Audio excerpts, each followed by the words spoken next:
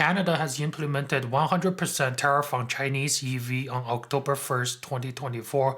European Union also implemented up to 45% tariff on Chinese EV on October 24th, 2024. UK has not implemented any tariff on Chinese EV.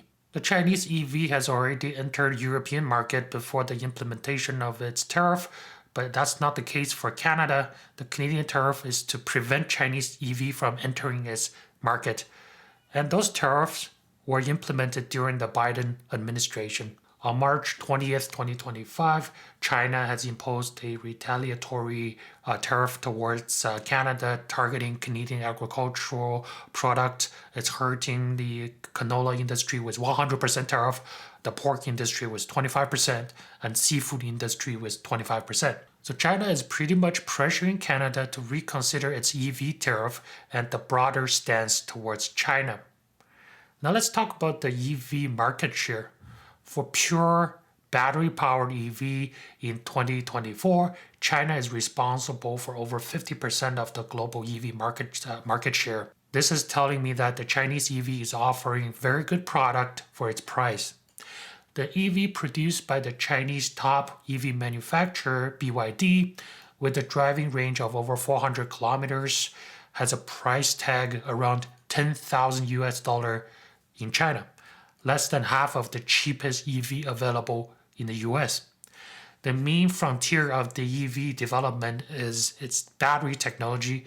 BYD recently unveiled a groundbreaking ultra-fast charging system capable of delivering a full charge in 5 to 8 minutes, over twice the speed of Tesla supercharging.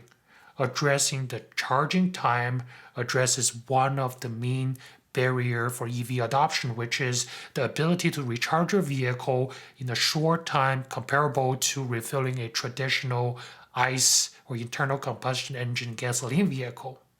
So with this innovation, it's creating even more value for Chinese EV. Since the US administration is changing and its global policy has made a 180-degree U-turn, I think Canada and European Union could also reevaluate its relationship with China.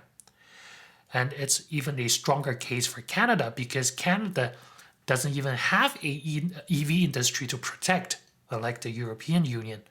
Canada says it's protecting its North American EV industry. It's pretty much saying it's protecting American EV industry, which is mostly consist of Tesla. The current Canadian Prime Minister, Mark Carney, is calling for an early election and is trying to deal with the American tariff by using mostly internal resources, such as eliminating interprovincial trade barriers, adjusting employment insurance to help workers that are laid off due to tariff, and he's coming up with tax payment deferral programs for businesses impacted by tariff. All these efforts are internal, they're not external.